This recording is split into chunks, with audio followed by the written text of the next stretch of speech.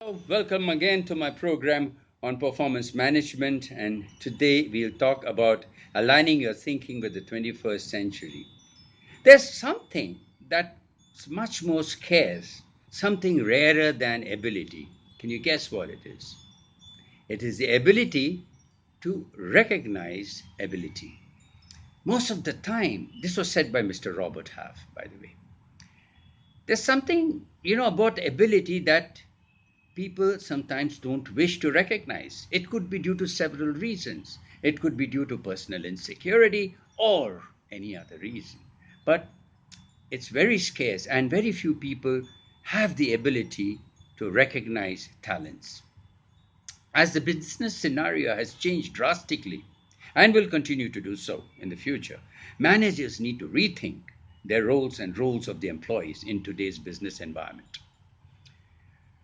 And the social context as well, because people are different, behavior patterns are different.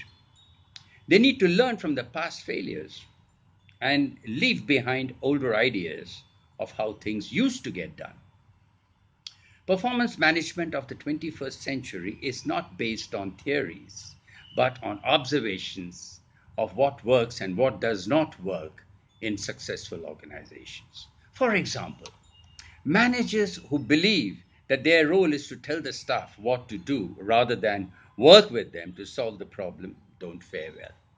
Also, those who believe performance appraisal is a venue for bashing employees over their heads don't do well either.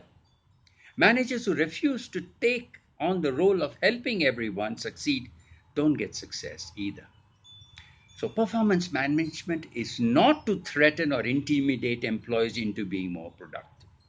It isn't a method to blame or find faults in employees. It's not for attacking the personality and attitude of employees. Performance management they are actually a broad set of implements used to optimize the success of each employee, team, manager, and organization. Managerial functions include learning lessons from past successes and failures and having the foresight to build success in the present and in the future. Understanding that the benefit you can achieve through performance management will come not only by just evaluating performance, but only when you complete all the steps. To accept the fact that on your own as a manager, you can improve performance to a certain extent. Employees, too, on their own can improve the performance to a point.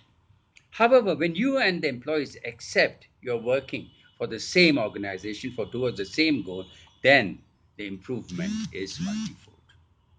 A manager needs to invest time and energy for showing the direction, preferably with practical examples. Investment in time and effort by the manager will cause savings of time, effort, and cost for the organization. A manager needs to harness the knowledge, skill, and experience of employees.